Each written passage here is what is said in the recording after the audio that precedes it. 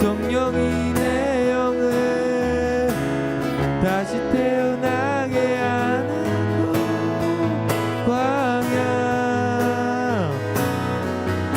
광야에 서 있네. 처음부터 고백하시겠습니다. 왜 나를 깊은 어둠 속에 홀로 두시는지, 어두운 밤 왜 그리 길었는지, 나를 고독하게 나를 낮아지게 세상 어디도 기댈 곳이 없게 하셨네.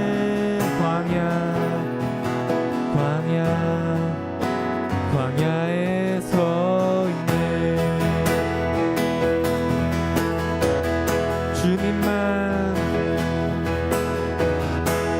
주님만 내 도움이 되시고, 주님만 내 빛이 되시는, 주님만 내 친구 되시는 광야. 주님 손 놓고는 단 하루도 살 수 없는 곳,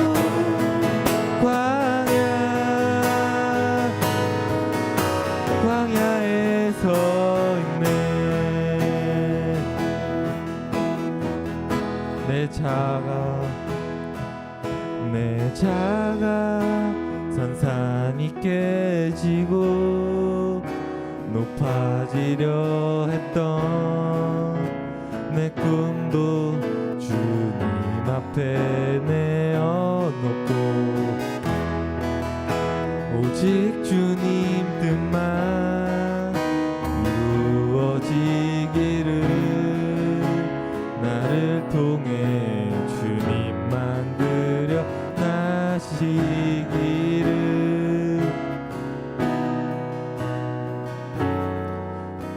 광야를 지나면 우리 함께 기도하심으로 예배 준비하시겠습니다.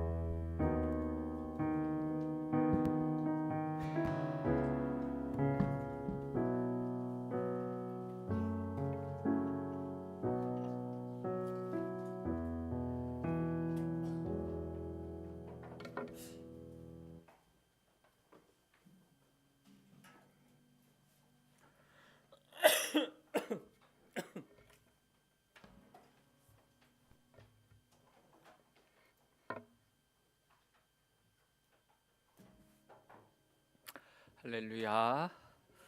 주님 앞에 나오신 모든 성도님들을 환영하고 축복합니다. 이 시간 우리의 마음을 모아 하나님 앞에 사순절 세 번째 주일 주일 예배를 하나님께 드리겠습니다.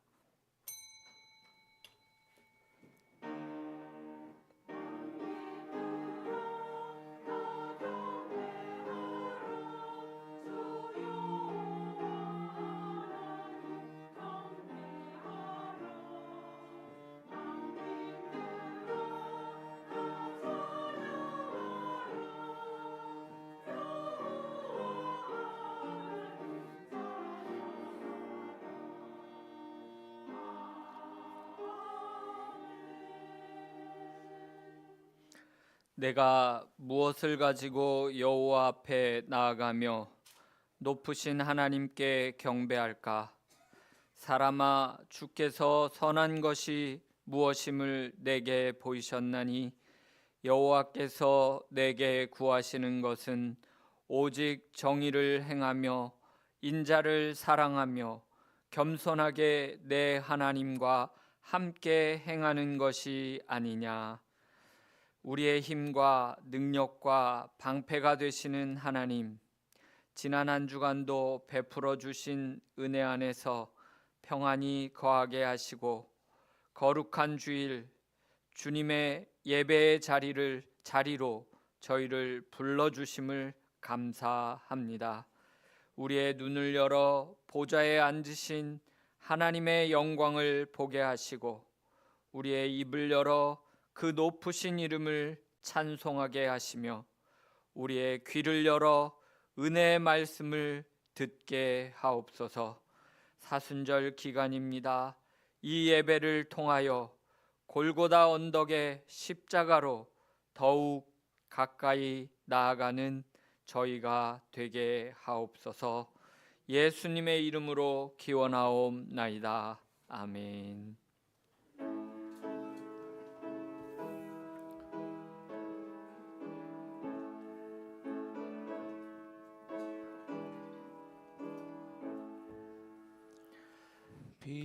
빛나고 높은 보좌와 그 위에 앉으신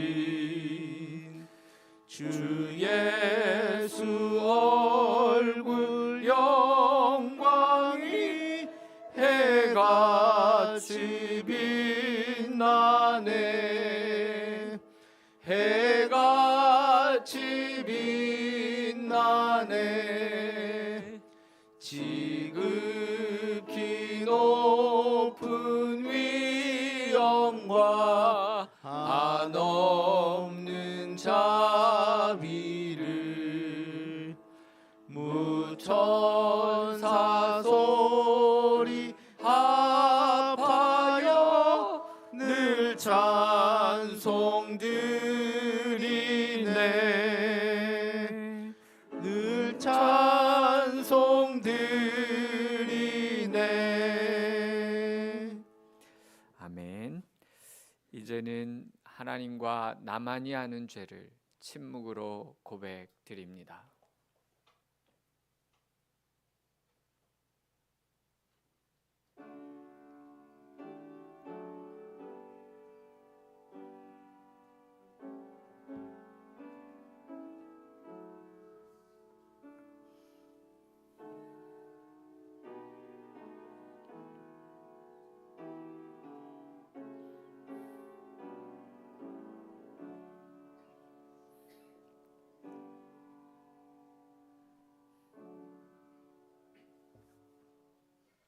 이 예수를 하나님이 그의 피로써 믿음으로 말미암는 화목제물로 세우셨으니 이는 하나님께서 길이 참으시는 중에 전에 지은 죄를 간과하심으로 자기의 의로우심을 나타내려 하심이라.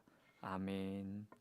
하늘에 계신 우리 아버지, 아버지의 이름을 거룩하게 하시며 아버지의 나라가 오게 하시며 아버지의 뜻이 하늘에서와 같이 땅에서도 이루어지게 하소서. 오늘 우리에게 일용할 양식을 주시고 우리가 우리에게 잘못한 사람을 용서하여 준 것 같이 우리 죄를 용서하여 주시고 우리를 시험에 빠지지 않게 하시고 악에서 구하소서. 나라와 권능과 영광이 영원히 아버지의 것입니다. 아멘.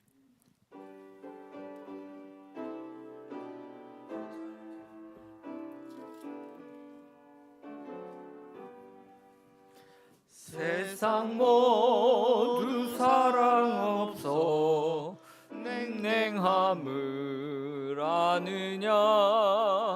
곳곳마다 사랑 없어 단식 소리뿐일세. 악을 선케 만들고 모든 소망 이루는 사랑 얻기 위하여 저들 오래 참았네. 사랑 없는 까닭에 사랑 없는 까닭에 사랑 없는 위하여 저들 오래 참았네. 곳곳마다 번민함을 사랑 없는 연고요. 지근하게 손을 펴고 사랑받기 원하네. 어떤 이는 고통과 근심 걱정 많으니 사랑 없는 까닭에 저들 실망하도다. 사랑 없는 까닭에 사랑 없는 까닭에 사랑 없는 까닭에 저들 실망하도다. 어떤 사람 우상 앞에 복을 빌고 있으며 어떤 사람 자연 앞에 사랑 요구하도다. 먼저 믿는 사람들 예수 사랑 가지고 나타내지 않으면 저들 실망하겠네. 예수 사랑 가지고 예수 사랑 가지고 나타내지 않으면 저들 실망하겠네. 기갈 중에 있는 영혼 사랑받기 원하며 아이들도 소리 질러 사랑받기 원하네. 저들 소리 들을 때 가서 도와줍시다. 만민 중에 나가서 예수 사랑 전하세. 예수 사랑 전하세. 예수 사랑 전하세. 만민 중에 나가서 예수 사랑 전하세. 우리를 대표하여 이부영 권사님 기도 인도해 주시겠습니다.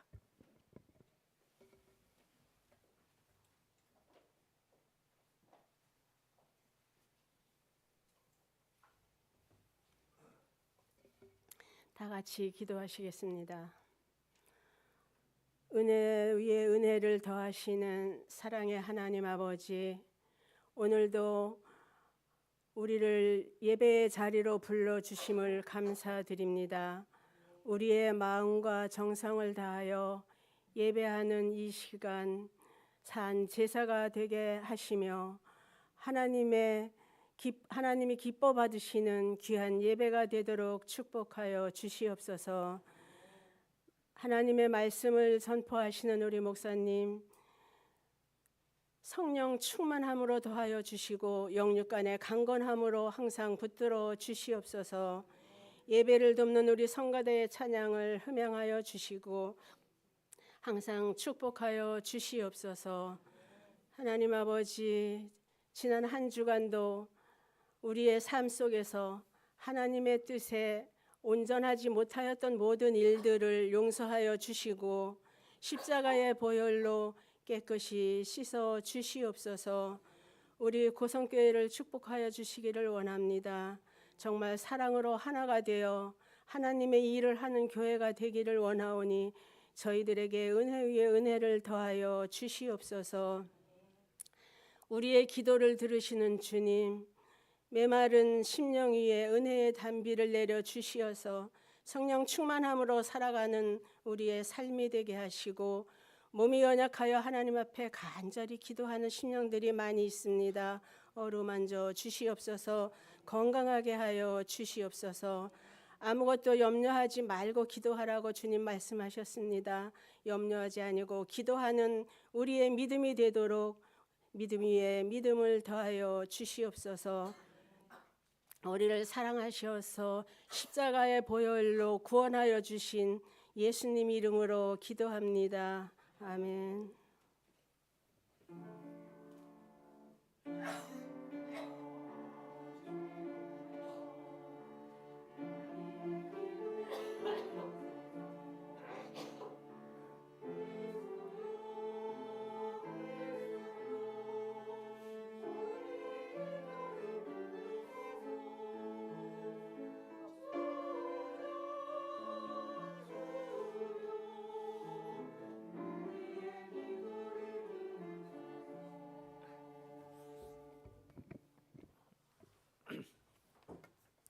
오늘 우리에게 주신 하나님 말씀 마태복음 5장 7절 말씀입니다. 신약 성경 5면입니다.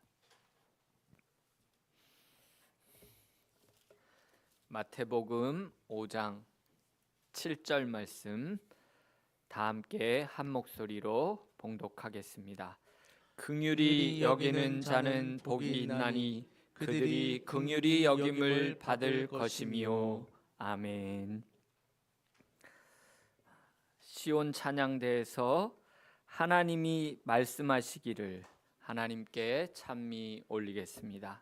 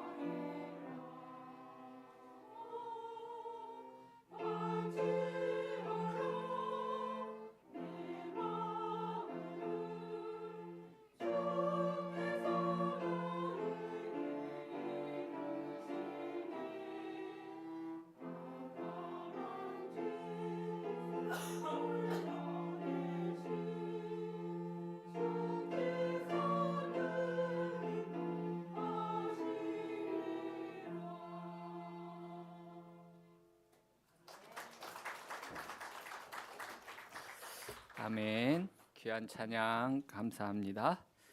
오늘은 제사가 아니라 자비입니다 라는 제목으로 하나님 말씀 함께 나누겠습니다. 오늘 우리가 함께 읽은 7절 말씀 팔복선언의 5번째입니다. 긍휼히 여기는 자는 복이 있나니 그들이 긍휼히 여김을 받을 것이며 하고 주님께서 5번째 복으로 선포해 주셨습니다. 여러분, 긍휼이 뭡니까? 긍휼. 긍휼은 불쌍히 여겨서 돌보아 줌이라고 사전적 정의가 되어 있습니다. 긍휼이라는 말을 요즘엔 잘 쓰지 않죠. 교회에 주로 많이 사용하는 단어입니다. 그래서 어려운 말이에요. 한자로도 어려운 말이고. 그래서 새로 번역한 성경들은 전부 긍휼을 자비라고 번역한 걸 볼 수 있습니다. 새번역 성경, 공동번역, 또 가톨릭 성경 보시면 전부 자비라고 번역되어 있습니다. 한번 보시면 새번역 성경만 한번 같이 읽어보겠습니다. 새번역. 자비한 사람은 복이 있다. 하나님이 그들을 자비롭게 대할 것이다. 그렇죠? 공동번역도 보면 자비를 베푸는 사람은 행복하다. 가톨릭 성경도 행복하여라 자비로운 사람들 하고 자비로 그렇게 번역했고, 새한글 성경은 이걸 풀어서 불쌍히 여기는 사람이라고 더 쉽게 번역한 것을 볼 수 있습니다. 그러니까 7절 말씀의 선포는 자비의 선포구나, 자비한 사람 복이 있다 하시는 말씀임을 우리가 보게 됩니다. 그렇다면 이제 자비라는 건 정확하게 뭘 말할까? 성경적으로, 신앙적으로 혹은 신학적으로 자비가 무엇을 의미하는지 우리가 함께 살펴보려고 합니다. 먼저 이 자비라는 단어, 이 단어가 이 지금 본문에서는 헬라어로 쓰여진 엘레오라는 단어인데, 이거는 그야말로 지금 우리가 번역에서 본 것처럼 불쌍히 여기다, 긍휼히 여기다, 자비를 베풀다 하는 그런 의미가 있습니다. 이게 그대로 구약에 가시면 이 자비에 해당하는 단어를 찾아보면 무엇이 나오냐면 하나님의 성품을 이야기할 때 정확하게 자비라는 단어로 설명하고 있는 것을 볼 수 있습니다. 출애굽기 34장 6절 말씀 같이 한번 읽어보겠습니다. 6절이 하나 둘 셋째 줄까지니까 한번 거기까지만 6절만 같이 한번 읽어보겠습니다. 시작. 여호와께서 그의 앞으로 지나시며 선포하시되 여호와라 여호와라 자비롭고 은혜롭고 노하기를 더디하고 인자와 진실이 많은 하나님이라. 여기 보시면 하나님이 어떤 분이시라 하냐?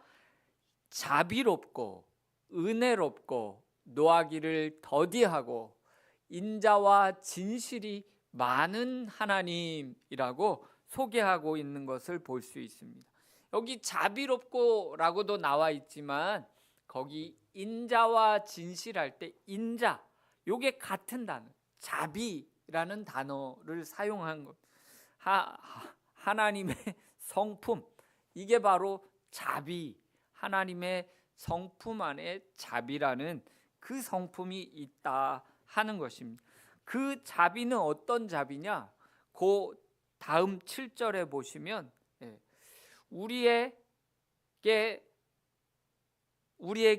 죄를 우리에게 그 자비를 베푸실 때는 1000대까지 주시지만 또 우리에게 우리를 보응하실 때에는 3, 4대 보응하시지만 우리에게 베푸시는 자비는 1000대까지 베푸신다는 거예요. 그러니까 요걸 그냥 산술적으로만 비교해도 한 300배 이상 우리에게 베푸시는 그런 하나님이시라는 것을 볼 수가 있습니다. 그래서 돌아가신 고 오카는 목사님은 이렇게 말씀했습니다. 하나님의 성품을 두고 이 자비의 성품을 뭐라고 표현하셨냐면 흘러 넘치는 사랑이라고 표현하셨습니다.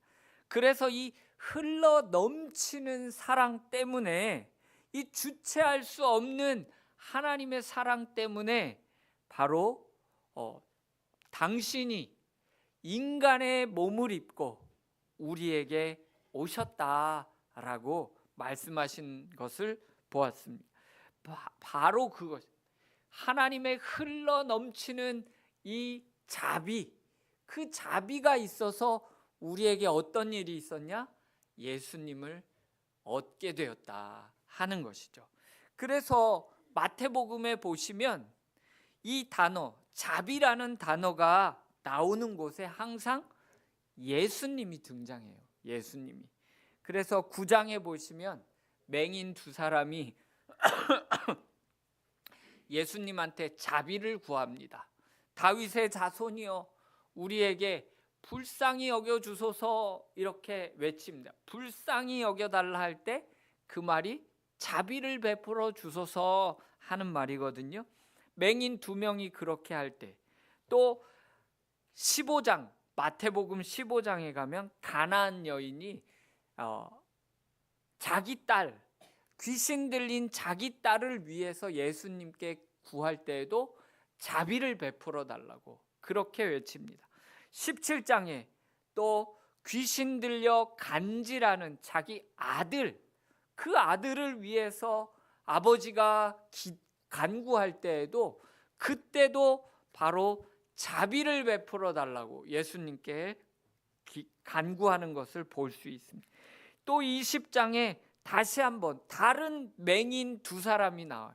여리고성에서 예수님이 떠나가시려고 할 때 지나가는 예수님을 향해서 이 맹인 두 사람이 외칩니다. 주여 우리를 불쌍히 여겨 주소서 하며 또 자비를 구하는 것을 보게 됩니다. 이렇게 자비를 구하는 모든 곳에 예수님이 등장하시고, 그래서 예수님이 그러면 그들을 고쳐 주셨을까요? 안 고쳐 주셨을까요? 모두에게 고쳐 주셔서 자비를 베풀어 주시는 거예요. 예수님은 자비를 주시는 분이시다. 예수님은 우리를 불쌍히 여겨 주시는 분이시구나 하는 것을 보게 됩니다. 그래서 바로 그 자비는 뭐냐?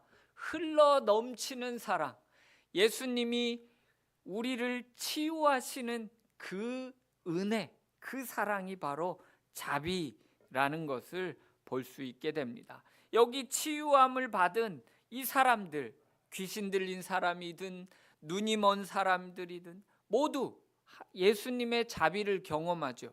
바로 우리의 육체적 혹은 정신적 곤경을 예수님은 지나치지 않으신다. 예수님은 그 우리의 곤경을 회복시켜 주시는 자비로우신, 흘러 넘치는 사랑의 하나님이시다 하는 것을 우리가 만나게 됩니다. 바로 그게 자비라는 것이죠. 자비를 좀 더 이제 자비에 대해서 그 흘러 넘치는 사랑인데, 보통 어떤 단어를, 어떤 개념을 더 뚜렷이 하기 위해서는 반대말을 생각해 보면 돼요. 반대말을. 그러면 자비가 뭔가 성경적으로 뭘까를 생각해 볼 때 자비의 반대말이 뭘까요? 무자비. 그냥 붙이면 돼요. 무자비. 그런데 무자비하다는 건 뭐예요? 잔인하다, 포악하다, 냉정하다, 무정하다, 이런 말들이 아마 이 무자비의 자비의 반대말에 어울리는 말이 되리라 생각합니다. 또 어떤 경우는 정의를 자비의 반대말로 이해하기도 합니다. 정의, 보통의 정의는 어떤 정의예요? 죄를 지었다면 벌을 받게 되는 것, 그게 정의잖아요. 정의 사회 구현이란 말, 그게 그 말이잖아요. 죄 지었으면 감옥 간다. 이게 정의로 이해하는 말이죠. 그래서 반대말은 뭐예요? 죄를 지었지만 벌을 받아야 하지만 벌을 면제받을 때 우리는 자비를 얻게 되는 것으로 생각해 볼 수 있습니다. 다른 개념이죠. 그런데 지난주에 제가 말씀드렸던 정의, 성경에 나와 있는 하나님의 정의는 어떤 정의라고 말씀드렸어요? 다 같이 배부른 거, 그게 하나님의 정의였잖아요. 그 정의, 그것처럼 이 성경이 보여주는 개념, 그것들은 조금 우리가 일반적으로 생각하는 사회의 개념들하고 좀 다르다 하는 것을 볼 수가 있습니다. 그래서 이 자비도 보시면 성경이 말하는 자비가 조금 달라요. 잘 보시면 이 자비의 반대말, 성경이 말씀하고 있는 자비의 반대말을 예수님이 매우 특별하게 사용하는 것을 볼 수 있습니다. 마태복음 읽어보시면 예수님이 자비라는 단어를 직접 사용하시는 게 2번 나옵니다. 2번 나오는데 그때 그 상황들을 살펴보면 매우 특별하게 사용하는 것을 볼 수 있는데, 첫 번째, 언제 예수님이 자비를 언급하시냐? 마태복음 9장에서 예수님이 세리 마태와 식사하실 때, 세리들을 사람들이 좋아하지 않았어요. 바리새인들이 좋아하지 않았고 유대인들이 좋아하지 않았어요. 그런데 예수님이 그 세리 마태를 만나서 함께 그와 식사를 하십니다. 그때 바리새인들이 예수님을 죄인과 어울린다고 비난합니다. 그때 예수님이 바로 마태복음 9장 13절에 이렇게 말씀합니다. 같이 한번 읽어보겠습니다. 시작. 너희는 가서 내가 긍휼을 원하고 제사를 원하지 아니하노라 하신 뜻이 무엇인지 배우라. 나는 의인을 부르러 온 것이 아니요 죄인을 부르러 왔노라 하시니라. 아멘. 여기 보시면 너희는 가서 내가 긍휼을 원하고 제사를 원하지 아니하노라 하신 뜻이 무엇인지 배우라. 예수님이 말씀하시는 거예요. 이게 예수님이 근데 여기 보시면 긍휼을 원하고 한 이 긍휼, 아까도 우리 마태복음 5장 7절 개역 개정에는 긍휼로 되어 있잖아요. 이 단어가 자비라는 단어예요. 긍휼, 자비라는 단어. 근데 예수님이 보시면 이 하나님은 뭐를 원하신대요? 제사가 아니라 이 자비를 원하신대요. 이 말씀을 또 한 번 더 하셨어요. 언제 하셨냐? 바로 마태복음 12장 7절에서 하십니다. 이때는 무슨 경우였냐? 이 제자들이 사역 후에 배가 고파서 밀밭을 지나다가 밀이삭을 베어 먹습니다. 근데 그때가 마침 안식일이에요. 안식일에 밀이삭을 먹었다고 보았던 그 바리새인들이 이때 이 예수님을 책망하는, 그때 예수님이 이렇게 말씀하시는 거예요. 마태복음 12장 7절입니다. 같이 한번 읽어보겠습니다. 시작. 나는 자비를 원하고 제사를 원하지 아니하노라 하신 뜻을 너희가 알았더라면 무죄한 자를 정죄하지 아니하였으리라. 여기도 사실은 이게 자비를 원하고 제사를 원하지 아니하노라 하는 이 구절이 예수님이 하신 말씀이 아니라 예수님이 읽으신 말씀이에요. 성경에서 호세아서 6장 6절에 나와 있는 성경, 구약 성경을 읽고 이 성경을 인용해서 말씀하시는 거예요. 그러니까 다시 한번 강조하시는 거예요. 하나님이 원하시는 것은 제사가 아니라 자비이다 라고 얘기하는 거예요. 제가 뭘 말씀드리고 싶은 거냐면, 예수님은 자비의 반대말을 제사로 말씀하고 계시구나. 우리가 보통 생각했던 무자비, 잔인함, 포악 이런 걸로 말씀하시는 것이 아니라 제사라고 말씀하시는 거예요. 제사. 제사가 그럼 뭘까요? 예수님이 지금 말씀하고 있는 이 제사는 과연 뭘까요? 이 부분을 독일 성서공회에서 독일 성서공회에 있는 해설 성경에서는 요 제사를 이렇게 설명하고 있습니다. 여기서 제사라는 낱말은 성전에서 드리는 제의적 제사만 가리키는 것이 아니라 형식적인 율법 준수와 제의적 종교의식의 바탕을 둔 모든 경건 실천을 가리킨다 하고 설명하고 있어요. 제사, 그러니까 무슨 말씀이에요? 우리가 하는 신앙생활의 모습들, 이것들을 다 통칭해서 제사로 여길 수 있는 거예요. 여러분들이 성경 열심히 읽고 기도 열심히 하고 예배 열심히 나오고 이런 모든 신앙생활에 우리가 그동안 중요하다고 강조받아 왔던 그 모든 행동들이 제사로 이야기될 수 있다 하는 거예요. 그런데 그것보다 예수님이 지금 뭐라고 말씀하시는 거예요? 자비가 더 하나님이 원하시는 것이다 말씀하시면서 가르쳐주고 있는 거예요. 바리새인들한테. 그게 바로 지금 말씀하시는 겁니다. 여러분, 바리새인들이란 이 사람들은, 이 사람들에게 중요한 거는 이런 제사였던 거예요. 예배와 제사를 중요시한다는 건 뭐예요? 거룩이 중요한 거예요. 이 사람들은 구별되는 사람, 사람들과 자기를 구별하려고 해요. 그게 바로 바리새인들이에요. 제사를 잘 드리고, 그러니까 우리가 예배를 잘 드리고 신앙생활을 잘 드려서 나는 너랑 달라 이렇게 의식하던 사람들이 바리새인들이었던 거예요.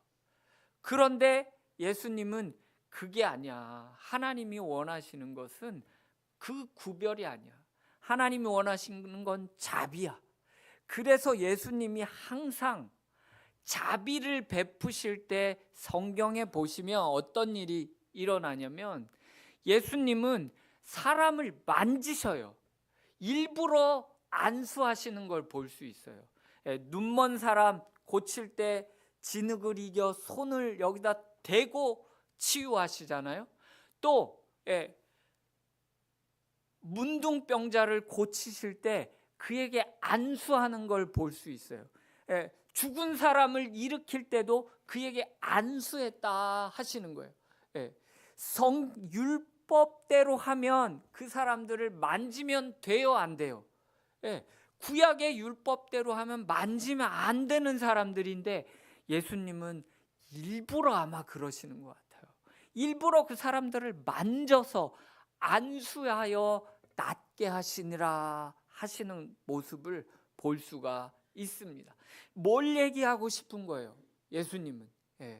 예수님은 바로 우리가 그렇게 구별지어서 거룩하게 되는 게 아니라는 거예요. 우리의 자비를 통해서 우리는 거룩해진다는 것을 보여주는 거예요. 그래서 이 종교인들은 자꾸만 구별해요.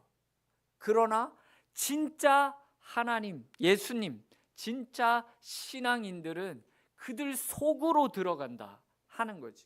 마태 지금 세리를 만날 때에도 바리새인들은 같이 밥도 안 먹어요.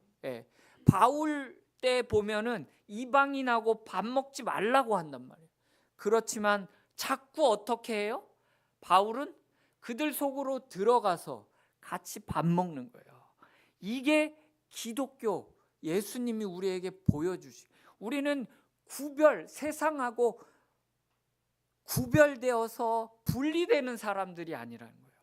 그들 속으로 같이 들어가라 하시는 거예요. 그게 예수님이 우리에게 주시는 그런 모습입니다. 그래서 이 말씀을, 이 두 경우를 생각해 보면 처음 본문에서는 세리가 등장하고 그 다음에는 배고픈 제자들이 등장합니다. 이 사람들 공통점이 뭐예요? 둘 다 결핍이 있는 사람들인 거죠. 마태는 친구가 없는 사람, 외로운 사람, 소외된 사람이었어요. 제자들은 배고픈 사람이요, 당장 자기 손에 빵이 없는 사람이요, 빵이 없으니 남의 밭에 미리삭을, 빵도 아닌 미리삭을 까먹을 수밖에 없었던 사람들, 간절히 곤경에 있던 사람들, 그 사람들이었다 하는 것을 보게 됩니다. 그런데 이렇게 결핍이 있는 사람, 세상은 어떻게 합니까? 이 결핍이 있는 사람들을 죄인 취급합니다. 분리합니다. 나에게서 멀리 떨어지게 합니다. 우리 장애인들, 장애인 학교 만들거나 시설 들어오려고 하면 세상 사람들이 어떻게 합니까? 피켓 들고 결사 반대하는 거예요. 여기다 왜 집값 떨어지게 여기다 그런 거 차리냐고 하잖아요. 분리해요, 분리. 이 사람들의 이 곤경과 결핍, 이런 것들을 생각하지 않아요. 결핍이 있으면 정죄합니다. 누군가 친구가 없다면 그 사람은 아마 부정직해, 아마 성격이 나빠, 이렇게 생각하고, 누군가 가난하다면 그 사람은 게을러서 그래. 그 사람은 그 사람의 어떤 흠을 찾는다 하는 것이죠. 그러나 예수님이 아니다. 그렇게 격리하고 분리하는 것이 아니라 진짜로 하나님의 사람은 그들 속으로 그들에게 자비를 베푸는 거예요. 그들의 결핍을 조금이라도 메워줄 수 있는 그런 삶의 방식으로 살아간다 하는 것이죠. 그들의 부족함을 채워주는 자비를 베풀며 우리가 살기를 주님이 원하신다 하는 것을 보게 됩니다. 죄인 취급받는 세리에게, 배고파하는 사람에게 필요한 것은 그가 잘했냐 못했냐가 아니죠. 그가 옳으냐 그르냐 하는 논쟁이 아니라 그가 배부르게 해주고 그의 외로움 곁에 함께 해주는 것, 그게 자비. 그렇게 베풀기를 원하시는 것이 우리 주님의 마음이다 하는 것을 우리는 발견하게 됩니다. 그래서 여기 제사가 아니라 자비라는 주님의 말씀은 누군가의 필요를 채우는 것이 신앙의 금기를 깨는 것이라 해도, 그래서 기독교 정체성을 잃어버리는 것 같아 보여도 그 필요를 채우는 자비, 그걸 하나님이 더 원하신다 하는 거예요. 그게 진짜 기독교의 정체성이다 라고 말씀드리고 싶습니다. 더 간단히 말씀드리면, 소외되거나 가난해서 배고픈 사람의 필요를 채우는 어떤 행위, 그것이 기독교의 정체성을 깨는 것처럼 보일 수 있습니다. 그러나 그런 행위야말로 하나님이 원하시는 행위, 기독교의 진짜 정수를 담은 행위라고 하겠다 하는 것입니다. 예전에 전도사 할 때 그 교회에 이제 다른 부목사님들이 계시고 전도사들이 있었어요. 근데 그 교회는 이제 저녁 예배 7시 예배를 드렸었는데, 근데 이제 운행을 나가요. 운행. 예, 그때 이제 7시 예배 드리면 5시쯤에 이제 목사님들이 차를 가지고 이 지역 저 지역 해서 운행해서 성도님들을 태우고 오시거든요. 보통 저녁 예배 때는 부목사님들이 돌아가면서 설교를 하시잖아요. 근데 이제 어떤 목사님 한 분이 자기가 이제 설교할 차례예요. 근데 이제 전도사들이 찬양 인도 막 하고 있는데 그분이 7시까지 와야 되는데 오질 않으시는 거예요. 오질 않아요. 다들 이제 애가 탄 거죠.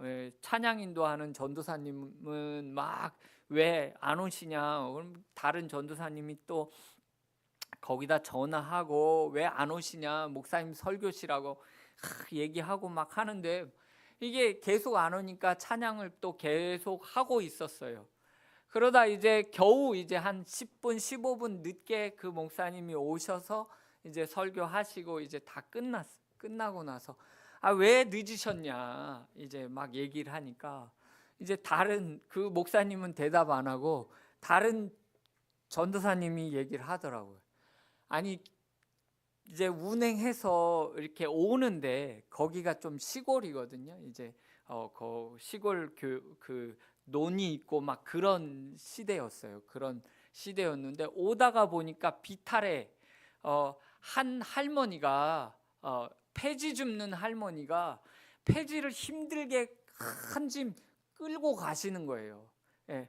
그러니까 그걸 보고서 이 목사님이 내려가지고 그 할머니 그 폐지를 비탈 위에까지 옮겨드리느라고 그걸 쫙 밀고 그렇게 옮기면서 다녀오신 거예요. 그러니까 늦을 수밖에 없었던 거죠. 그래서 그때는 어떻게 그래도 와야지 예배 설교 아니냐 막 이제 그런 이야기도 하고 막 그랬는데 이 말씀을 제가 묵상하면서 그 목사님 생각이 나더라고요.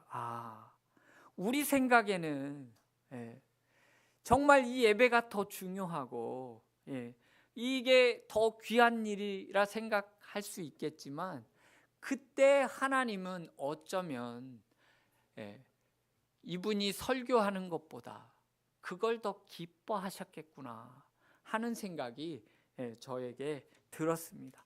하나님이 우리가 예측하는 생각하고 다를 때가 있다 하는 것입니다. 여기에 우리의 필요, 이 소외되고 가난한 배고픈 사람들, 그들을 위해서 그들 편에 서는 것이 때때로 성경의 말씀과 배치될 때가 있어요. 가장 또 대표적으로 생각되는 게 뭐냐? 성소수자들. 대한민국 기독교 끊임없이 성소수자들을 때려잡습니다. 끊임없이 그들을 사람으로 보려고 하지 않아요. 너무 안타까운 것이죠. 그렇지만 그들도 사람이라는 걸 우리는 늘 기억해야 돼요. 그들의 소외, 그들 편에 누가 서줄 거예요? 예수님 그들 버리실까요? 그걸 기억해야 돼요. 많은 교회가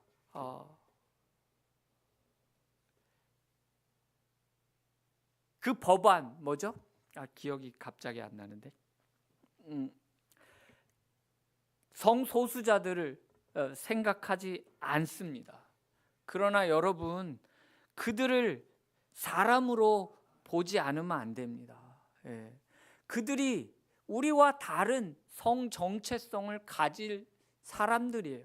사람이라는 것에 우리가 초점을 가져야 한다는 것을 저는 말씀드리고 싶습니다. 얼마 전 제가 보는 복음과 상황이라는 그런 그 책에 나와 있는 한 이야기를 보았는데 이 사람이 성 정체성이 일반 사람하고 다른 사람이었어요. 예.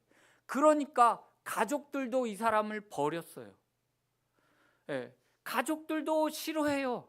버렸어요. 창피하다 혹은 부끄럽다 여기고 버렸어요. 그러니까 이 사람은 어떻게 하겠어요? 비슷한 사람하고 만나서 함께 살아가죠. 그 오랫동안 20년, 30년 이상 그렇게 같이 살았어요. 그런데 병이 들어서 이제 죽게 되었어요. 예. 근데 자기가 20년 동안, 30년 동안 함께 돌보며 살았던 자기의 파트너가 있을 거 아니에요. 그러니까 이 사람은 자기가 죽으면 자기가 가지고 있던 재산들, 자기가 그동안 모았던 재산들 누구 주고 싶겠어요? 이 사람 주고 싶은 거예요. 그런데 가족들이 나타나서 다 가져가 버린 거예요. 이 사람 죽으니까. 그 함께 살며 돌보았던 그 사람에게는 아무것도 갖지 못하게 되는 거예요. 이런 것들을 법적으로 권리를 찾아주려고 하는 것, 그것이 바로 지금 자꾸 생각이 안 나는데 무슨 법이었더라? 차별금지법 안에 들어있는 내용들이에요. 이게 차별금지법. 한국교회는 이런 성소수자들 전부 동성애자라는 이름으로 다 때려잡습니다. 음란한 사람들로 몰아가요. 다. 여러분, 우리 삶의 이 사람들의 사이에는 수많은 다양한 성향을 가진 사람들이 있다는 걸 인정해야 돼요. 우리는 다양한 사람들이에요. 그 사람들, 그런 다른 성적 지향을 가졌다고 예수님이 그 사람들을 싫어할까요? 그렇게 때려잡는 건 성경적이지 않다 하는 것을 저는 말씀드립니다. 예수님이 원하시는 제사가 아니라 자비라고 하시는 말씀은 바로 그런 말씀이에요. 우리가 거룩하게 여기 나와서 열심히 손들고 하나님 찬양한다고 그것이 하나님이 기뻐하시는 것이 아니라 진짜 예수님의 삶의 모습, 예수님의 가치, 그것을 가지고 살아가는 것이 진짜 주님이 기뻐하시는 바다 하는 것을 우리는 늘 기억해야 할 것입니다. 그래서 생각합니다. 저처럼 목사가 되어서 매일 기계적으로 어쩌면 새벽 예배 드리고 기도하고 예배 많이 드리고 그런 제가 하나님이 기뻐하시는 사람이 아니라 여러분들이 그 불쌍히 여기는 마음으로 여러분들의 삶의 자리에서 누군가의 손을 잡아주고 누군가의 배고픔을 달래주고 누군가를 위해서 작은 사랑의 마음을 전해주는 여러분들이 더 훨씬 더 예수님이 보시기에 기뻐하는 삶, 복 있는 사람이라는 것을 여러분 잊지 마시기 바랍니다. 저는 그것이 여러분들이 그렇게 그 따뜻한 마음으로 자비의 마음으로 그렇게 살아가는 그것이 저는 더 자랑스럽습니다. 그거 주님이 더 자랑스럽다 하는 것입니다. 여러분, 제사가 아니라 자비라는 말씀을 하고 계십니다. 그래서 자비를 베푸는 자는, 자비한 사람은 복이 있다. 하나님이 그들을 자비롭게 대하실 것이다.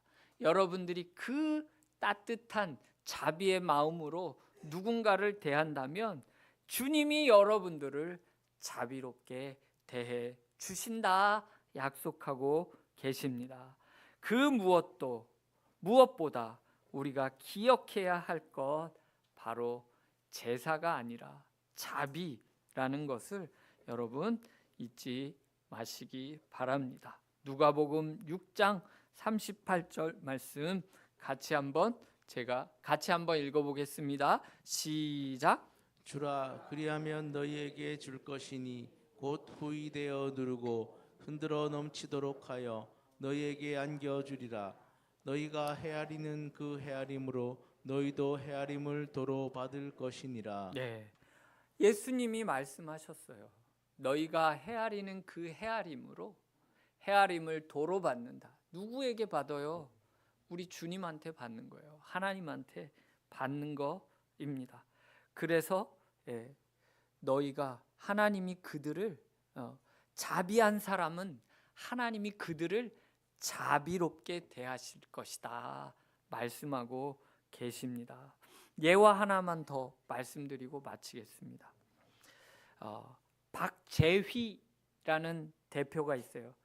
홍대에서 치킨집 하는 분이에요. 홍대에서 철인 7호점이라는 홍대 치킨집 하는데 이분이 2020년도 어느 날 두 형제가 치킨집 앞에서 서성이는 걸 보셨어요. 그러다가 그걸 보고 이제 왜 그러나 이제 물어보니까 아이들이 자기들이 5,000원밖에 없어가지고 5,000원어치만 치킨 먹을 수 있냐고 묻는 거예요. 그래서 들어오라고. 그래서 사장님이 이 박재희 대표님이 그 아이들에게 치킨을 맛있게 튀겨서 주셨어요. 그리고 돈을 받지 않고 이제 돌려보냈죠. 그리고 종종 이제 그 아이들을 마주칠 때면 아이들 머리도 이제 미용실 데려가서 깎아주고 부모님이 없기 둘이 그렇게 살고 있었던 아이들이었나 봐요. 아니면 부모님 어디 상황은 정확하게 모르겠는데 그래서 그렇게 아이들을 해줬어요. 그렇게 하고 나서 1년 뒤에 이 형이 너무나 고마워서 이 프랜차이즈, 이 치킨집 프랜차이즈 본사에다가 자기가 손글씨로 이 사장님 칭찬하는 감사의 편지를 보낸 거예요. 그래서 이 사장님이 알려진 거예요. 그렇게 알려지니까 전국에서 사람들이 이 사장님 혼 좀 내줘야 된다고 돈줄 아세요? 돈줄이라고 하나요? 돈으로 혼줄 내준다는 말이거든요. 돈줄 내준다고. 그래서 거기다가 치킨 본 사람들이 막 하고 치킨 주문하고 치킨 주문하지 않더라도 그냥 결제함으로써 그 사장님한테 그렇게 막 한 거예요. 사장님이 또 그 돈 다 가지시겠어요? 그 돈을 다 모아보니까 얼추 한 600만 원 되더래요. 그래서 그걸 하고 자기가 또 얼마 보태가지고 이거를 이제 그 마포구에 있는 이제 마포구에 있는 꿈나무 지원 사업, 결식 아동 돕는 그런 사업인가 봐요. 거기에 이제 기부를 하신 거죠. 그래 기부를 하셔가지고 또 마포구에서 그러면 가만히 있겠어요? 이 사장님을 명예 시장님으로 그렇게 추대를 한 거예요. 그래서 마포구에 있는 그런 사업들, 복지 사업들을 하는데 이분이 위촉되어 가지고 이렇게 자문도 하시고 그런 일을 지금은 하신다 하는 이야기를 들었습니다. 지금도 그 철인 7호점 홍대에서 성업 중에 있다 그렇게 이야기합니다. 여러분 작은 자비가 계속해서 더 복된 선순환으로 사회를 따뜻하게 대표가는 것을 우리는 볼 수 있습니다. 너희가 헤아린 그 헤아림으로 우리가 헤아림을 받는다 하신 이 말씀, 우리가 자비한 사람이 될 때 하나님의 자비가 우리에게 임하여진다 하시는 이 말씀 우리가 꼭 기억할 수 있기를 바랍니다. 지난주 새벽 예배 말씀에 이런 말씀 하시더라고요. 이사야서 66장에 이렇게 내 말을 듣고 떠는 자, 그 사람은 내가 돌보려니와 말씀하십니다. 하나님의 말씀을 붙들고 경외하며 살아가는 사람은 하나님이 돌보신다 하시는 것 잊지 마시기 바랍니다. 함께 찬양 드리겠습니다. 함께 찬양 소원, 우리 어려운 찬양인데 1절만 찬양 드리겠습니다.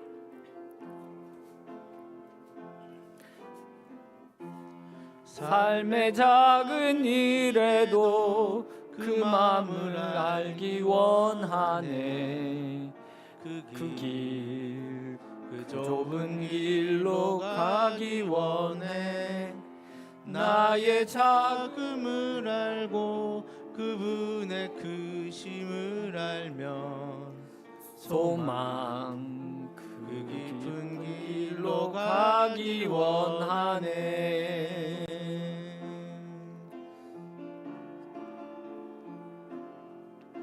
저 높이 솟은 산이 되기보다 여기 오름직한 동산이 되길. 내가 가는 길만 비추기보다는 누군가의 길을 비춰준다면 내가 노래하듯이 또 내가 얘기하듯이 살길 난 그렇게 죽기 원하네. 삶의 한 절이라도 그분을 담기 원하네.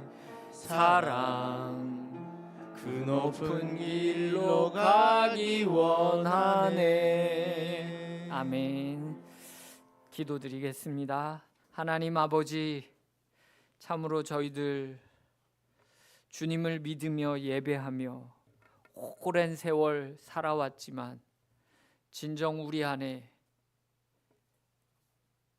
자비가 아니라 신앙의 형식만을 붙들고 살지는 않았는지 주님 앞에 회개합니다. 주님, 우리의 마음이 더 따뜻해지게 하시고 우리의 마음이 더 넉넉해질 수 있도록 은혜 베풀어 주시옵소서. 주님의 자비가 우리를 덮어주셔서 주님, 우리도 배고픈 이들 또 외로운 이들 그들의 손을 잡을 수 있는 그런 넉넉함을, 그런 따뜻함을 우리에게 허락해 주시옵소서. 오늘도 주님 말씀 붙잡으며 살아갑니다.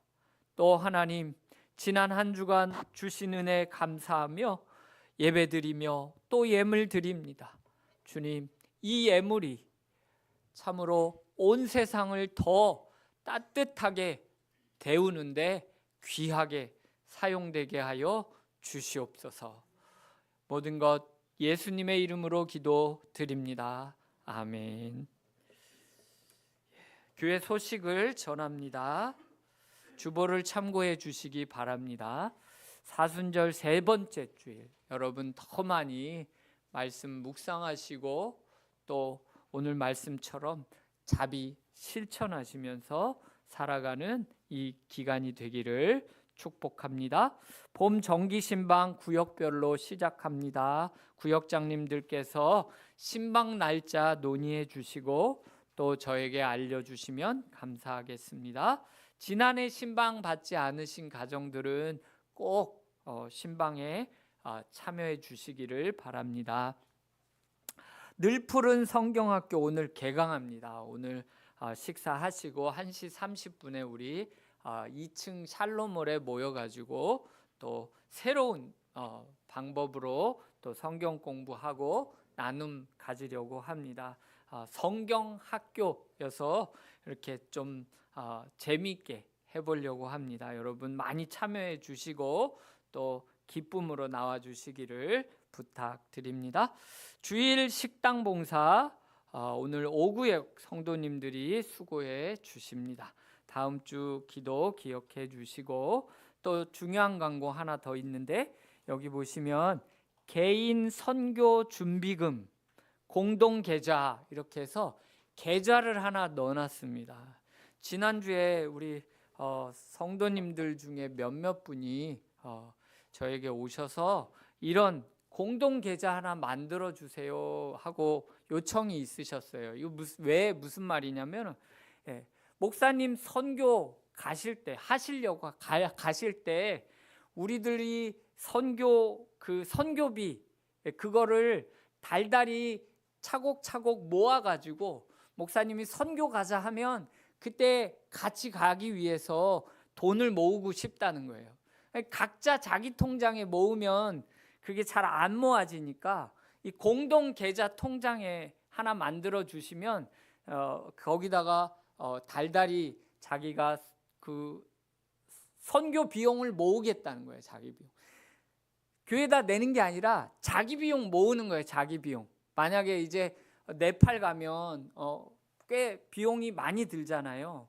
그러니까 적어도 거기에다가 자기가 뭐 달달이 10만 원이면 10만 원씩 모아서 2년 후에 간다. 그럼 240만 원 되는 거잖아요.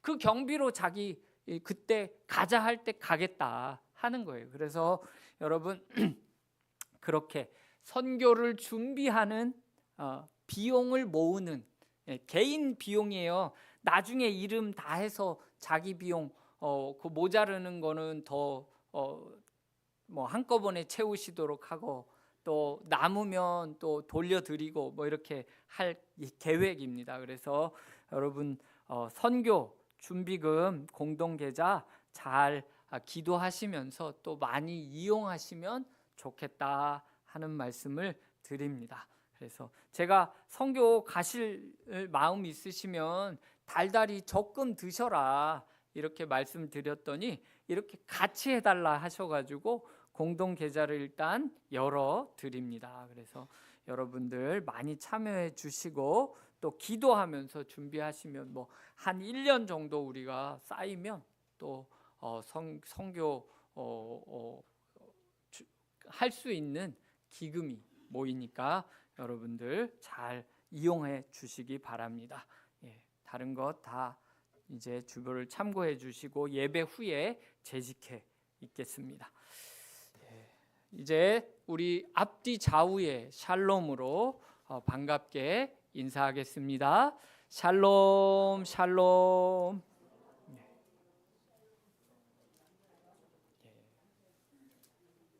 다 함께 일어나셔서 찬송 620장 1절입니다.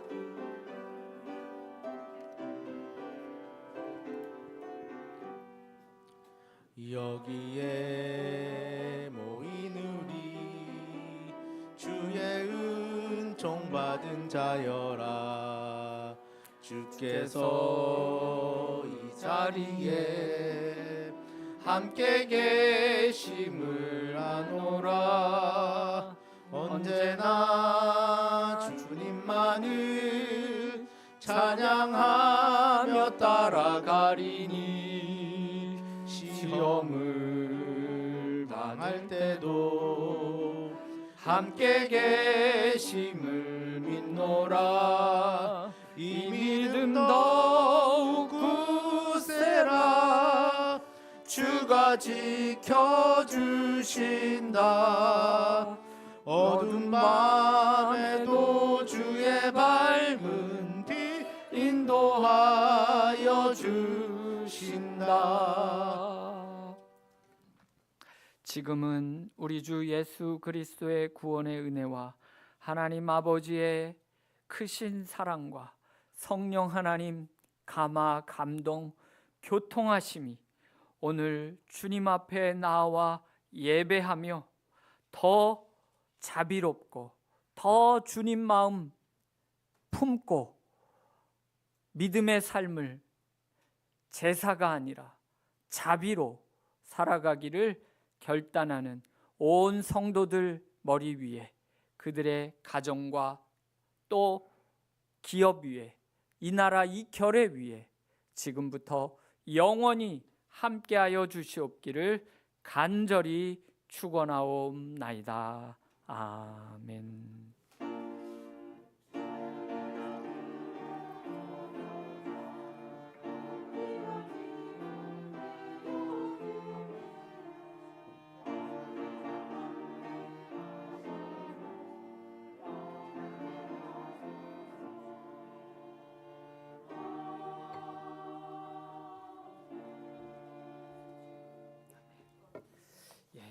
아멘. 조금 늦었는데 우리 재직해 바로 하겠습니다. 기도드리겠습니다.